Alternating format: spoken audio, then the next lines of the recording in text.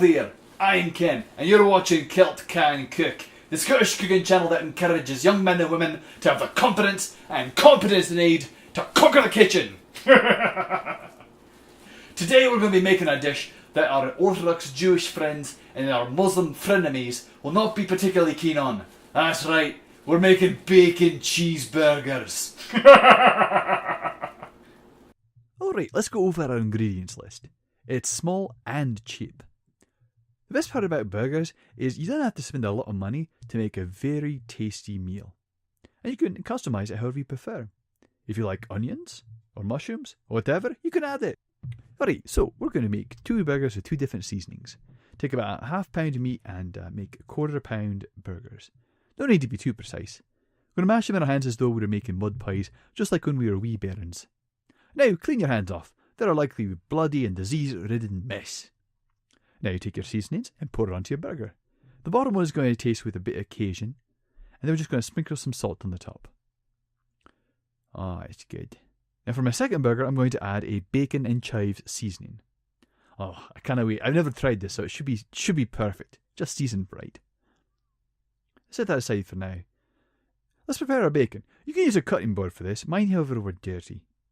Since this is Costco bacon, each slice is huge, by American standards. In Scotland, our bacon looks less like these long, thin strips and more like fat rashers.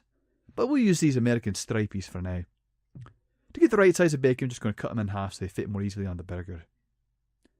Now, for right now, we're going to set our broiler to high, let that heat up a wee bit, and then we're going to put our burgers in, just like so, and we're going to set our timer for 5 minutes. At that time, we're just going to flip the burgers. Now it's time to cook our bacon. Look, bacon is really easy and hard to get wrong. This is how I did it so I could get each piece to be small enough to fit into my burger. I did not let my pan heat up before I put each strip on, and then I put the burner on a medium heat.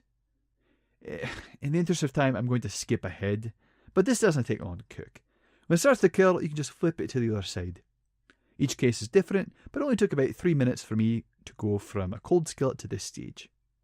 Now, 5 minutes have likely passed, so let's flip our burgers. Just like... No, let's flip. Good grief. Just flip it. There we go. Good. Alright, so, reset our clock. Just like so. Let's go check our bacon again. You can see the meaty edges are starting to get brown a wee bit. That's a good thing. But we're going to skip ahead and, oh, perfect. That looks good. Hey, you want to hear the sound of bacon sizzling? Of course you do. That's what you came here for. Oh, that sounds good. That makes me hungry just looking at that. Wee bit of drool. Alright, enough of that. After about 10 minutes of cooking and 2 flips per side, my bacon is ready to pull off. Bother all that grease, do you just pour it down the sink? No, that grease will clog your drain pipes and you'll need a plumber to come and fix your stupid problems. Instead, open a tin of corn. Set the corn aside for now. Just get a Tupperware and just dump the corn in. We'll find a use for that later, maybe not with this dish. And then take the lid off and then rinse the tin out. And then we're just going to pour as much of that grease in as we can. We won't get all of it, but we'll get what we can. And then we're just going to take a paper towel and then just rub around the edges of the pan. Try and get it, once again, as much as we can off. Just like so. And then we're going to throw that into the rubbish bin. The tin we're just going to set aside for now, let that cool off a wee bit, and then we'll stick it in our freezer for later. Alright, so now after another 5 minutes we'll add our cheese and let that heat up. And then afterwards, wait, what? Jacques, what is this? I can see it's not there. Why is there no footage of me showing how to toast buns? Or how to check if your burger's properly cooked? Je ne sais pas. Il est possible que je supprime ce fichier. You deleted my files? Never delete Scotsman's files! Alright, sorry about that. What you should be saying is me toasting buns and showing you how to check if your burgers are properly cooked. But you canna because Jacques failed at his one job. Pity.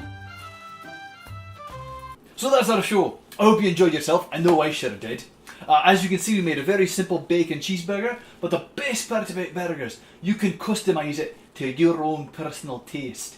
If you like onions, great, slice up some onions, add them on there. You like mushrooms, it's fine, saute them. and put them on there. If you like a sauce, that's great. Buy it, make it yourself, drench your burger with it. I didn't care. Me, I'm a purist. So this is going to be bacon, cheese, meat, and a bun. I also got some potato crisps, but that's not going on my burger.